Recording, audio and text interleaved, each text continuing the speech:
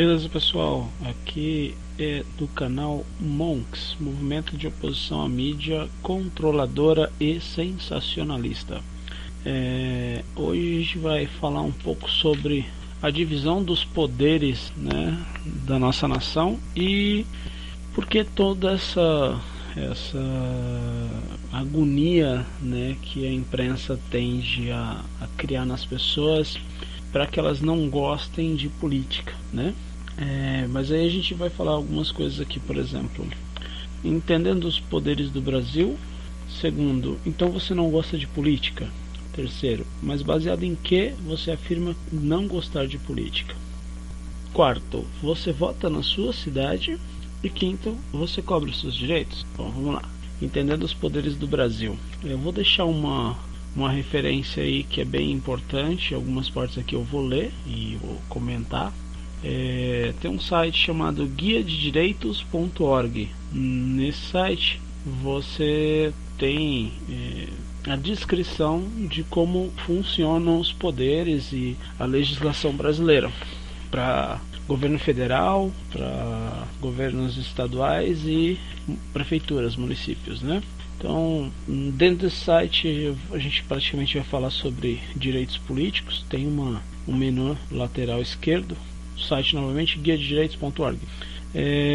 Dentro do site você vai em 3 poderes. A gente vai primeiro falar um pouquinho sobre isso daí.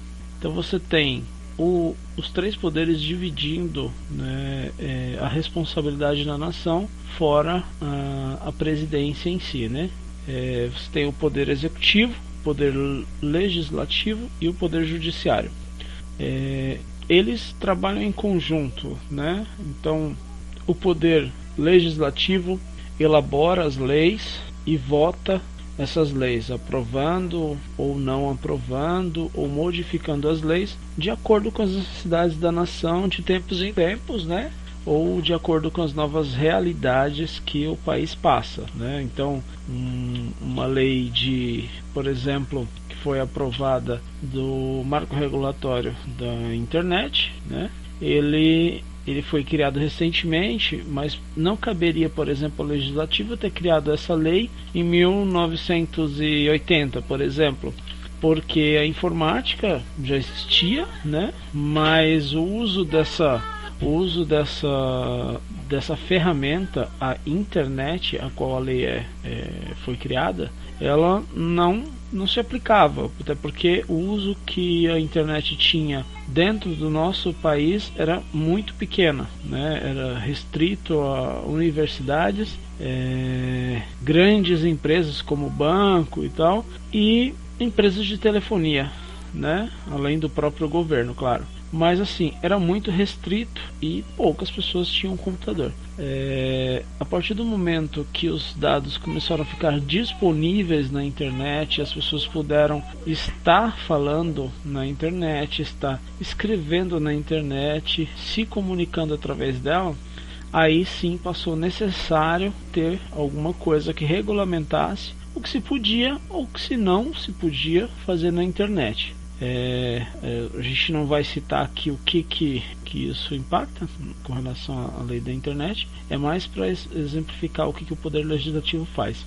Já o poder executivo administra, né, o dinheiro, as verbas, né, arrecadadas, e presta serviços, executa políticas públicas de educação, segurança, transporte e tal. Embora isso a gente ainda está falando superficialmente, mas é isso daí. E o poder judiciário, que faz o cumprimento das leis elaboradas pelo poder legislativo, né?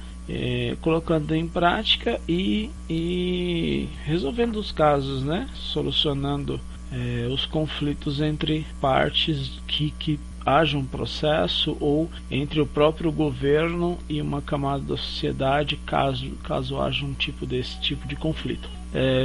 Então, assim, entender como isso funciona é muito importante. É importante as pessoas saberem que existe essa divisão e que essa divisão ela está acima, né, de todo o restante da nação, e muda tudo ao nosso redor, né? É essa divisão de poderes e o equilíbrio entre esses poderes que permite que a democracia seja realmente empregada, né?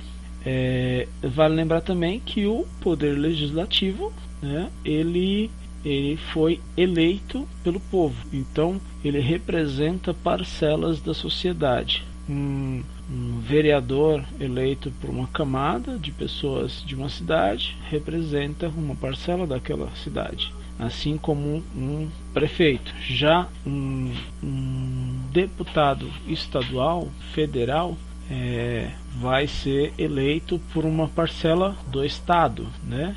Então, embora um deputado federal ele vá criar leis e votar leis que são regulamentadas pelo país inteiro, né, são botadas em prática pelo Poder Judiciário para o país inteiro, ele foi eleito por uma parcela da sociedade. Então isso é muito importante a gente entender, porque não adianta você falar, olha, o cara tá lá, não faz por mim, não me defende, né? Mas como o poder legislativo, assim como a nação, ela trabalha por maioria, né? Isso é a democracia em si. Se o poder legislativo de uma cidade ou do país é eleito por parcelas da sociedade, né?